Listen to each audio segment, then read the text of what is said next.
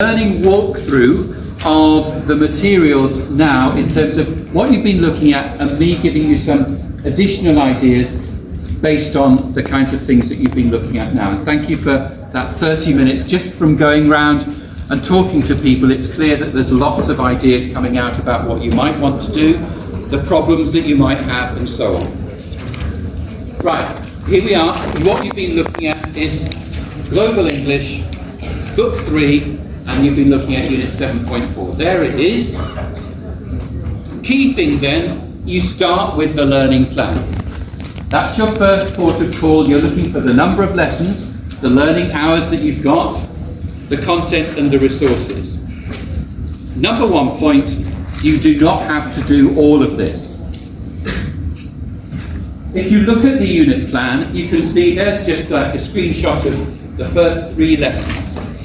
But there are a lot more lessons, aren't there? But you'll notice that the learning objectives, that's the 4th column there, get repeated across those different lessons, which means that you've got options. If you've got time, you can do more of the lessons. If you don't have the time because you've got other curriculums to take care of, you've got the national curriculum, you might have another program, you might have a phonics program for younger children, you might have a special science program, or you might be doing Singapore math or whatever. You might have a very different amount of time from somebody else in this room. So the key thing then is thinking, what am I going to choose from here to cover the learning objectives I want to cover? I can't do all of it. It may take too long.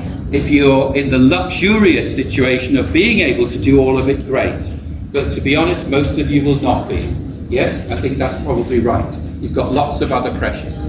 So that's the key thing. What am I going to be doing from here? What am I going to select? And select for your learners. Not average Cambridge learners, your learners. What is it that you want to do? Next, look at that little bottom bit that I've just highlighted there with the arrow. 21st century skills. There's 3 of them.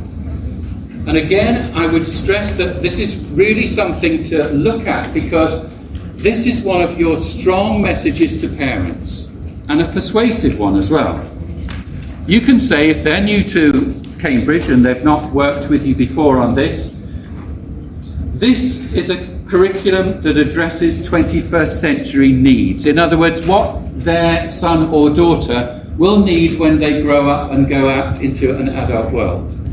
And I can't do it here now, but I've got lots of examples. You can check this out looking at company websites. What do companies want from their new recruits? They want these.